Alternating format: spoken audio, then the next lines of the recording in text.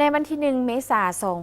2025รัฐมนตรีกระทรวงการต่างประเทศได้เซ็นปึ้มไว้อาลัยต่อเหตุการณ์แผ่นดินไหวอยู่เมียนมาที่สถานเอกอัครราชทูตแห่งสาธารณรัฐสหภาพเมียนมาประจำสาธารณรัฐประชาธิปไตยประชาชนลาว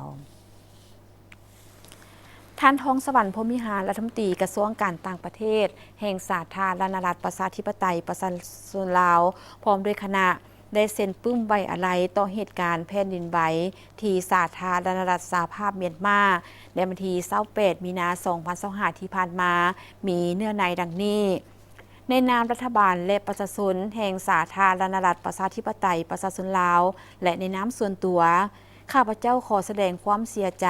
และความเห็นอกเห็นใจอย่างสุดซึ้งมายังรัฐบาลและประชาชนแห่งสาธารณรัฐสหภาพเมียนมา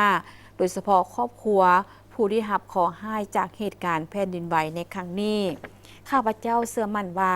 ภายใต้ความเอาใจใส่อย่างเข้มแข็งของรัฐบาลประชาชนแห่งสาธารณรัฐสหภาพเมียนมาจะสามารถผ่านพาความยุ่งยากและฟื้นฟูเขตพื้นที่ที่ได้รับผลกระทบจากภัยธรรมชาติครั้งนี้ให้กลับคืนสู่สภาพปกติโดยไว